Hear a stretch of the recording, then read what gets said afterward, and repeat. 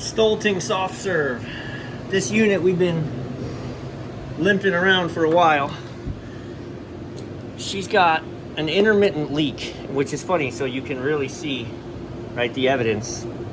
We chased this leak. I put 400 psi into this thing, couldn't find the leak, because sitting here on the wall and even moving this, it wouldn't leak.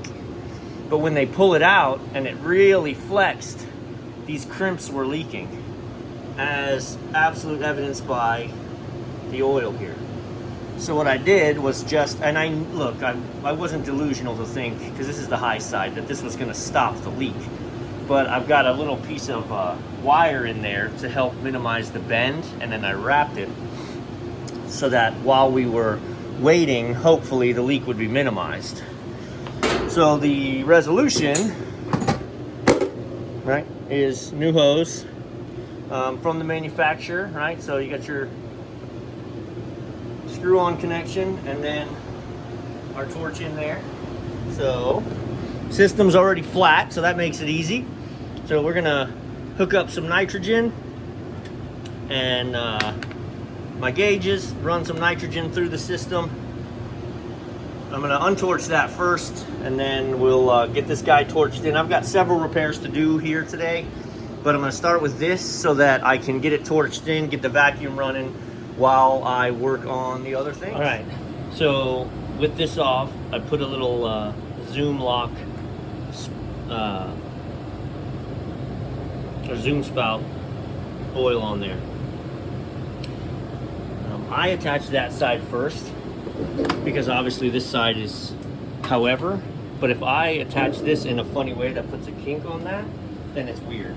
So I'm gonna put that in proper so I get this nice natural hang, so that I know when this goes in. I still gotta clean this, but it goes that way. So I just cut it off, deburred it, so we're gonna clean everything, make our connection.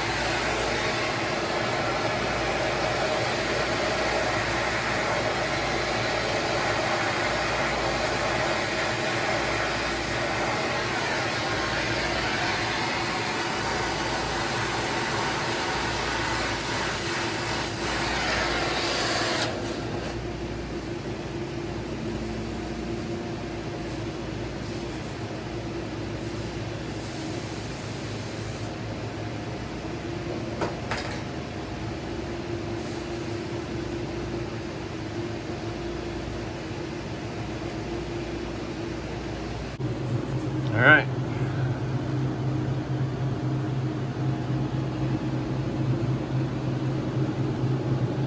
Looking good, baby.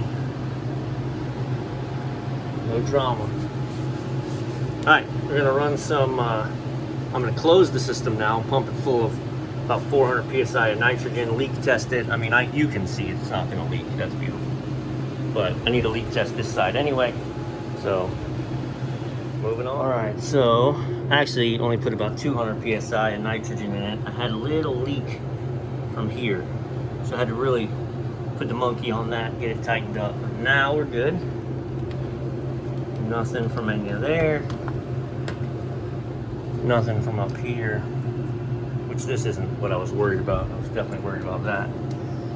All right, so now we're gonna pull a vacuum, let that vacuum run for a good hot minute, because this is a 14-pound system, so lots of evacuation to do while I go work on a drawer freezer. All right, vacuum running, but just look, right? When you do question your service company and be like, oh my gosh, like, Why does the service company charge so much? Why is it? Look at all the stuff I have to bring in just to change this hose. Right? And I'm a minimalist. All right, lots going on. Vacuum pulled, had a real good deep vacuum. We've pumped in 14 pounds of gas, so she's good to go. We're gonna button her up. They don't have it juiced up. I'm gonna be here for a little bit, so they're gonna go ahead and it was pulled out and cleaned because it's been down. So they're gonna go ahead and sanitize it, fill it with milk, and then they'll have an ice cream machine back again. We're gonna re-zip tie all this, put the chase up.